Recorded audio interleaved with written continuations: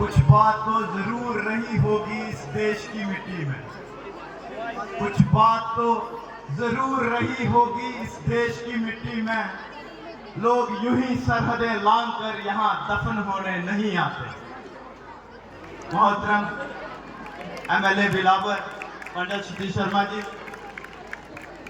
Principal high secondary school Parnala Shrimati Bageshwari Hajuria ji, नायब तहसीलदार Parnala Shri Raghubir Sharma ji, ex sarpanch Parnala,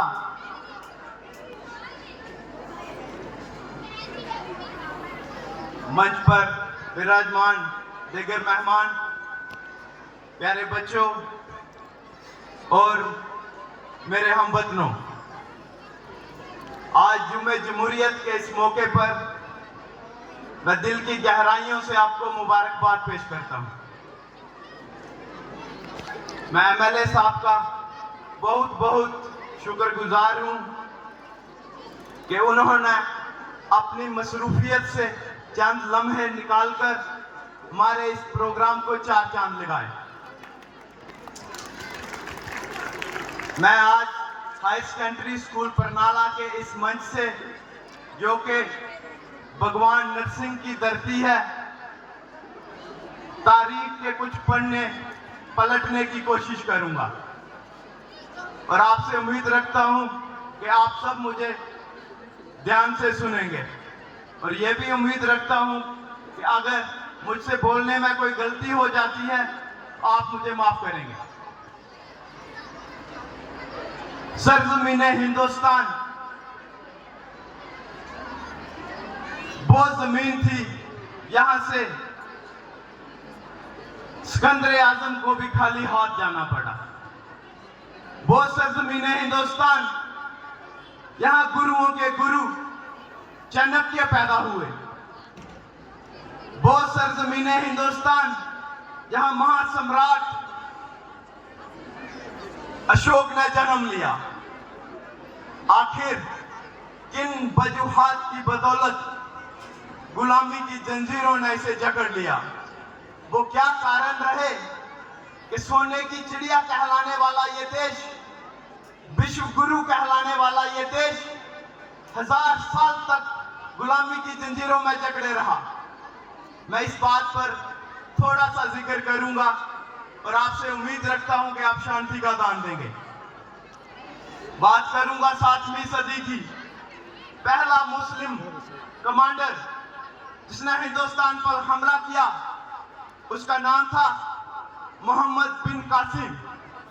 उसने सिंध पर हमला किया और वहां के हिंदू राजा को शिकस्त दी।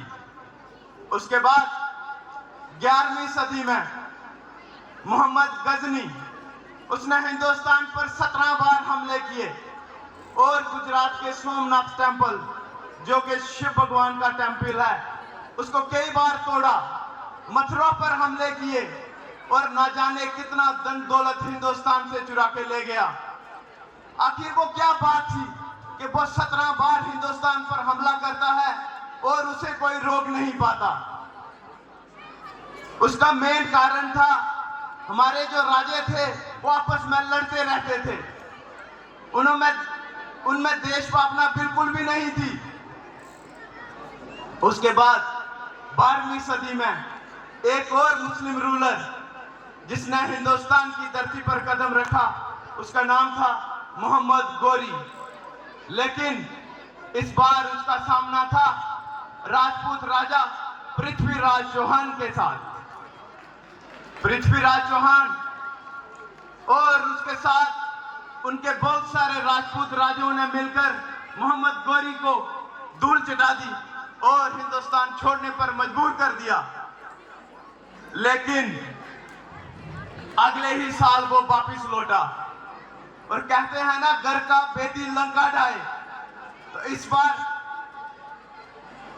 पृथ्वीराज चौहान जी के साथ हमारे ही एक राजपूत राजा, जिनका नाम आप सब जानते होंगे, जिनका नाम था राजा जयचंद, उन्होंने गद्दारी कर दी और तेरान की दूसरी लड़ाई में पृथ्वीराज चौहान जी को शिकस्त का मुंह देखना पड़ा। और हिंदुस्तान में मुसलमानों का राज शुरू हो गया। ये वही मोहम्मद गोरी था जिसने दिल्ली सल्तनत का आगाज किया और कुतुबुद्दीन ऐबक को दिल्ली सल्तनत का पहला राजा बना दिया।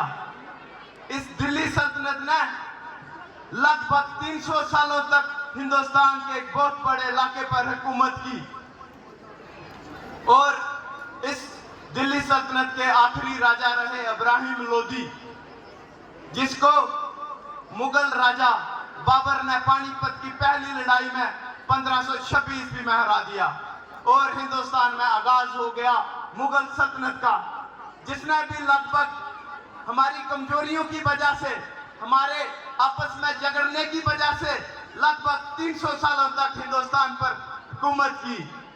और उसके बाद फिर ब्रिटिशर्स हिंदुस्तान में आ गए, अंग्रेज हिंदुस्तान में आ गए।